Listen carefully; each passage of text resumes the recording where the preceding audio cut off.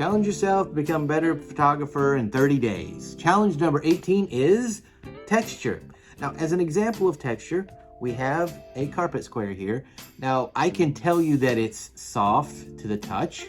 I'm not saying it's as soft as cotton, but it is softer to the touch than having maybe concrete or wood. The point of the challenge is to convey that idea to your viewer. Well, you can, one, just kind of zoom in on a pattern and send that to be printed or whatever. And sometimes that's kind of a cool effect in itself. But that's really more related to our close-up challenge, which if you want to take a look at, it's right up here.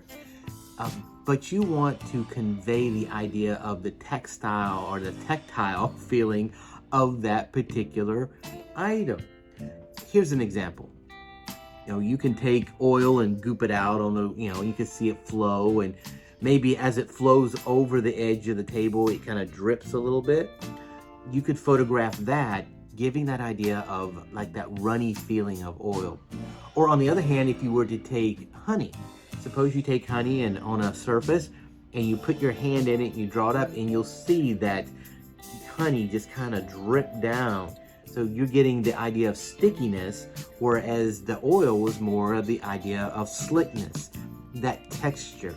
Now again, you can always do texture as a physical look, but you're wanting to convey an idea, a meaning, or a thought.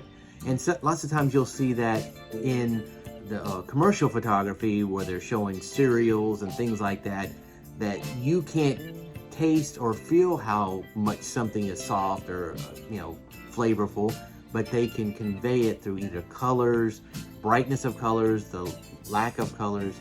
So in this challenge, take your time and think about, how can I make my viewer feel what I feel here, and they can appreciate it to the same level that I do. Again, there's ocular, I call it ocular patterns or textures that could be in particular buildings.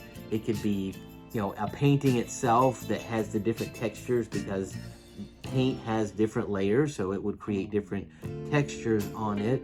Even something like the Grand Canyon has different textures, different levels in it as well. So thank you for watching, and remember, as always, challenge yourself to become a better photographer